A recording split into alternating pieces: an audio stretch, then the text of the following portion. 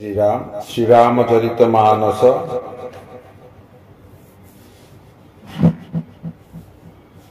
तपधार सब सृष्टि भवानी करहि जाई तपु अस जिय जानी सुनत बचन विषमति महतारी सपन सुनायत गय गिरहि हंकारी। हे भवानी, समग्र सृष्टि तपस्यार आधार उपरे अधिष्ठित एही सत्य हृदय रे धारण करी तुमे दाई तपस्या कर। झियो मोहरु ए कथा सुनी माँ बड़ा आश्चर्य होई गले एवं हिमालय को डाकी स्वप्न वृत्तांत सुनाइले।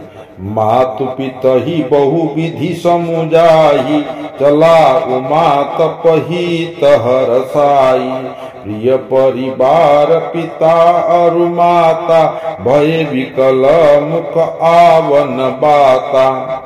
पिता माता को नाना भाव रे बुझाई अत्यंत आनंदर सहित पार्वती तपस्या करिबा को चली गले। परिवार प्रियजन पिता माता समस्ते व्याकुल हेले, काहारी मुहरु कथा बाहरिला नाही। वेद शिरा मुनि आई तब सब ही कहा समुझाई पार्वती महिमा सुनत रहे प्रबोध पाई। देवशिरा मुनि आई तब सब ही कहा समुझाई पार्वती महिमा सुनत रहे प्रबोध ही पाई। सेतिकी बेले वेदशिरा मुनि आसी पार्वतींकर महिमा बुझाई देले। ताहा सुनी समस्ते आश्वस्त होई गले। उरधरि उमा प्राणपति वचरना जाई विपिन लागी तपु करना अति सुकुमार न तनु तप जोगु पति पद सुमिरित जऊ सब भोगु। हृदय रे प्रणिपात प्रणपति प्राणपति शिवंकर चरण धारण करी पार्वती जाई बनरे तपस्या करिबा को लागिले। तांकर अत्यंत सुकुमार शरीर तपस्या रे अनुपयुक्त होइथिले भी मने मने पति चरण स्मरण करी से समस्त भोग त्याग करितेले। नीत नव चरण उपुज अनुरागा बिसरी देह तपहि मनु लागा संबत सहस मूल फल खाए सागु खाई सत बरस खवाए गवाए। पतिंकर चरण रे तांकर नित्य नूतन अनुराग उत्पन्न हैला। से तपस्या रे एपरि निमग्न रहिले जे तांकर देह ज्ञान रहिला नाही। तपस्यार प्रथम 1000 वर्ष से फलमूल खाई जीवन धारण कले। तापर 100 वर्ष से केवल साग पत्र खाई रहिले। कछु दिन भोजन बारी बतासा ये कठिन कछु दिन उपवासा बेल पाती मही परई सुखाई 300 संबत सोई खाई। तापरे किछि काल परे से केवल जल वायु सेवन करी रहिले। पुणी किछि काल कठोर तपस्या कले। गछरु सुखिथिल तले झड़ी पड़िथिबा बेलपत्र खाई 3000 वर्ष बिताई देले।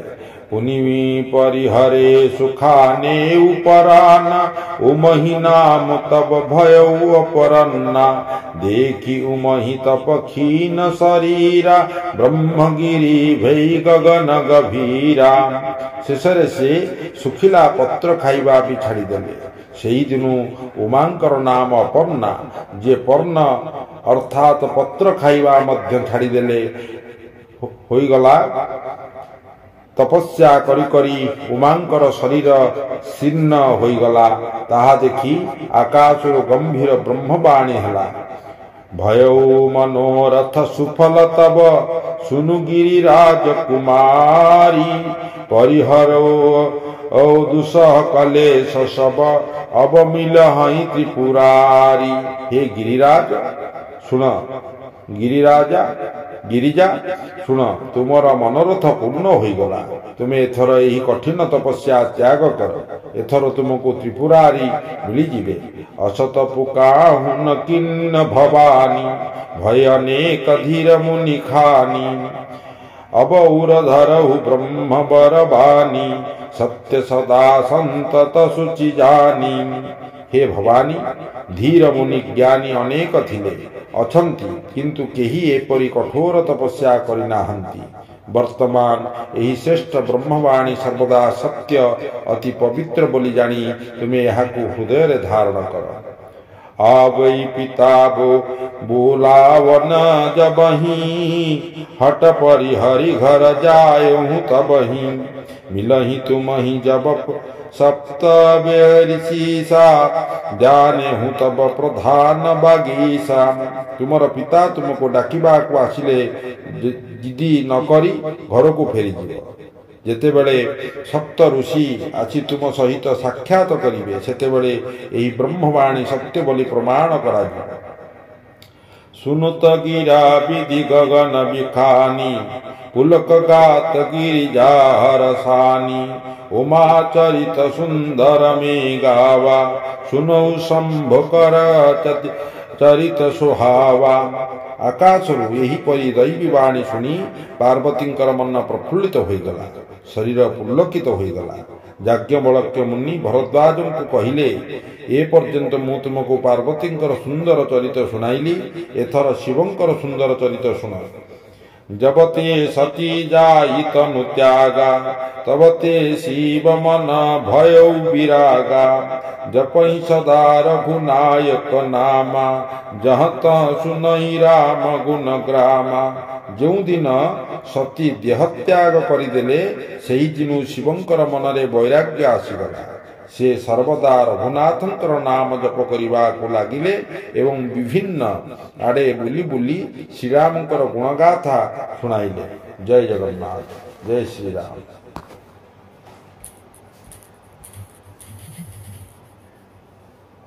जय श्री राम जय श्री राम।